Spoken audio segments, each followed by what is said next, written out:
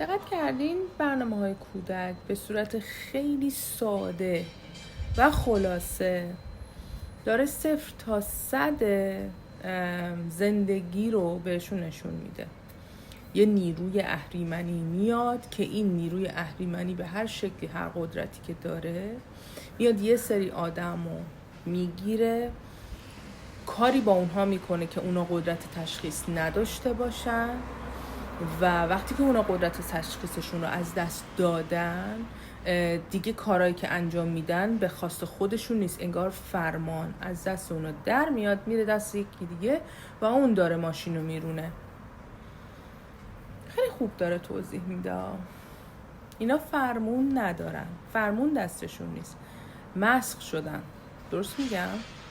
سنگ شدن، مسخ شدن. بنابراین به این کسایی که نگاه میکنی خیلی داغونن، عقلشون کار نمیکنه، باهاشون خوب صحبت میکنی بعد جواب تو میدن، تقصیر خودشون نیست، دیتاهاشونه. بعضیا که هنوز یه کوچولو نور و امید توی قلبشون هست و خودشونو هنوز نفروختن، اینا وقتی باهاشون خوب حرف میزنی یا مهربون صحبت میکنی، ببین تو چشای آدما دیده میشه این کم اینجوری میکنه برمیگرده بهت. ولی کسی که تو چشمای آدما نگاه کنی، کسایی که وقتی دارن بهت بدی میکنن چششون نمیلرزه یا دهنشون نمیلرزه یا دستاشون نمیلرزه، اینا دیگه روح ندارن، اینا کاملا از دست دادن، ازشون توقعی نداشته باشید. چه اتفاقی میفته؟ چی به ما اینجا کمک میکنه؟ اینکه ما آگاهیمون رو بالا ببریم، ببینیم ما چی کار میتونیم بکنیم. اگر میخوایم چیزی رو نجات بدیم، خودمونیم. حالا چجوری بیام تو این شرایط به هم ریخته و داغون خودم رو درست کنم و دنیامو از نو بسازم؟ چرا بعضی از آدم ها دارن با قانون دیگه‌ای توی همون برو بیاها و بگیر و ببندا و بدبختی ها و مشکلات دارن با یه قانون دیگه‌ای زندگی میکنن؟ فرق من با اونا چیه؟ فرق اونا اینه که اومدن یه سری بندها رو جدا کردن. وقتی که توی قانون کلی زندگی نمی کنی و در قانون ذهنی خودت زندگی می کنی و اون قانون قانون سالمه، بنابراین تمام رشته ها از تو جدا میشه و تو در جهان دیگری زندگی می کنی و جهان خودت رو داری و این جهان بسیار زیباست، نه کسی میاد داخل نه تو میری بیرون. چی کار میکنی؟ میای میگی که من به هیچ کدوم از شما کار ندارم. ممکنه شماها چشمتون بسته باشه، قلبتون سنگ شده باشه و من اصلا نمیخوام حتی وارد بشم. ممکنه من یه آدم ضعیف باشم و هرچی بیشتر به یک چیزی نگاه میکنم بیشتر دارم تصویر ذهنی میسازم، بعد از طریق نگاه هم اون رو روی پرده سفید خوشگل مشکل حاضر آماده برای اینکه روش نقشه خوشگل ببنده جای خالی هم داره میندازم و من اون رو تصویر میکنم. در دین اسلام بهش میگن قضاوت کردن، میگن قضاوت نکنین. زمانی که قضاوت میکنین اون روی شما میفته. ما بهش میگیم آینه. آینه یعنی چی؟ یعنی من نگاه میکنم به اون آدم میگم که به نظر من تو میتونی این کارو بکنی یا نکنی. جهان هستی میگه یه لحظه اینجا صبر کن، تو رو میبره میذاره میشونه، تو رو میبره میذاره اونجا میشونه. جمله خیلی جالبیه و تو مجبوری اون رو زندگی کنی و بعد وقتی به اون نقطه رسیدی با خودت نگاه میکنی میگی آها پس برای این اون نمیتونست اون تصمیمی که توی ذهن من بوده بگیره. تصمیم اینه. بنابراین آپشن ها رو کوچولوتر میکنی. یعنی میگی من به تو کاری ندارم، ممکنه تو سنگ شده باشی، ممکنه هر اتفاقی برای تو افتاده باشه، من تو رو تو زندگیم دعوت نمیکنم و تو زندگی تو نمیام.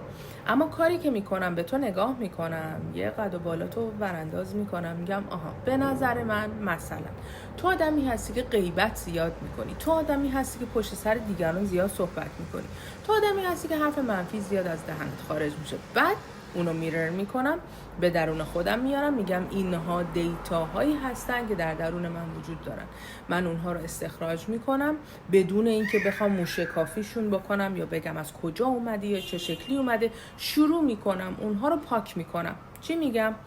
میگم منو ببخش، من نمیدونم این از کجا اومده که به وجود اومده، منم بیگناهم، امروز دارم متوجه میشم و سعی میکنم دیگه اون اشتباه رو تکرار نکنم، اما به کمک تو نیاز دارم. اینجا دست به دامن حضرت حق میشه. یعنی میگیم تو با اون عشقت، با اون صفات، با اون مهرت و با اون گذشتی که من خبر دارم که خبر ندارم یعنی ماورای چیزیه که من میدونم. تو بیا این خطا رو بگیر، من اینو دارم به تو هدیه میدم. یعنی من خطای خودم رو به تو هدیه میدم. برای چی؟ برای اینکه میخوام ببینی چقدر دوستت دارم. یعنی میخوام ببینی که من اون رو دارم فدا میکنم. یعنی میخوام نباشه. بعد که این کارو کردین، پاک میکنی میبینی یه جایی هست که یه کمی عجیب غریبه. اونجا میبینیم که آدم ها توی یه جایی گیر میکنن، سنگ میشن و تصمیمات اشتباه میگیرن. به این میگن شما خیلی مفصل، این میگن یک درسی که خودش 500 تا درس دیگه بهش وصله، ولی سعی میکنم خیلی خوشگل و خلاصه و قابل درک اینو بگم. ببینین جهان از سطوح مختلفی تشکیل شده. ما اومدیم که پایین زرد که یه دفعه نیفتادیم پایین، ما سطوح مختلفی رو طی کردیم و رسیدیم پایین. حالا آینمون رو میگیریم به سوی سطوح مختلف، زوایای مختلف. توی اون زاویه رو نگاه میکنیم، میبینیم خب پس اگر من به این کار ادامه بدم میشم اون آدمی که امروز سنگ شده، اون آدمی که امروز میبینم که دیگه امیدی بهش نیست. یعنی هر چی باهاش صحبت میکنی نمیشنوه، نمیبینه و اصلا نمیتونه بگه، دیگه کلام صحیح از دهنش بیرون نمیاد. اگر بیام این مسیر رو برم، میرم به سمت بالا و من راهمو پیدا میکنم. مثل اینکه مثلا میخوام مربی ورزش انتخاب کنم، بعد میرم نگاه میکنم ببینم اون کسی که توی یک دیسیپلینی، مسیری، سبک ترینی حرکت کرده چه پاسخی گرفته. البته که این کار درست نیست. ما بادیمون، طرز تفکرمون، زندگیمون، مدلمون، همه چیمون با بقیه فرق میکنه، اما ناخودآگاه این کارو میکنیم. یا میریم اون مدرسی رو انتخاب میکنیم که خودش تونسته تمام سوالات اون درس رو پاسخ بده. بنابراین ما همیشه دنبال الگو میگردیم. کسانی که اطرافمون میبینیم الگوهای ما. ببین این یک نمایشه، جلوی من قرار میگیره تا به من چیزی رو برسونه. ممکنه من نوعی توی اون پوزیشن قرار بگیرم، بعد بگم مثل همونی که برای توضیح دادم، نگاه کنه اتفاق میفته. یه زمان هست دیگه تو میای ahead of time قرار میگیری، یعنی تو میای زودتر مسائل رو میبینی. یعنی میگی آها اگر من اینی که دارم میبینم اگه پاکش کردم کلا پاک میشه و میره و هیچ کس دیگه تو این شرایط قرار نمیگیره. اما اگر پاکش نکردم یا خودمو میکشم بیرون، یا اگر خدای نکرده اون تصویر بره تو ناخودآگاه من که ناخودآگاه فقط منتظر تو یه چیزی از ذهنت رد شه، سریع از این بالا میاد میره پایین، میشینه روی صفحه سینت و بعد شروع میکنه مثل کارخونه بوم بوم بوم بوم بوم بوم اونو تبدیل به تصویر میکنه. میگه خب خیلی خوب anyway اصلا من نمیخوام همچین چیزی بیاد چون دیدمش، اون مسئله هستم. پس میام یه کمک به خودم، بچم، بشریت، همه میکنم و اون رو پاک میاد زودتر از تایم اون رو میبینه، بررسیش میکنه و اون رو پاکسازی میکنه. ممکنه بگی که چرا این اتفاق ممکنه برای هممون اتفاق بیفته.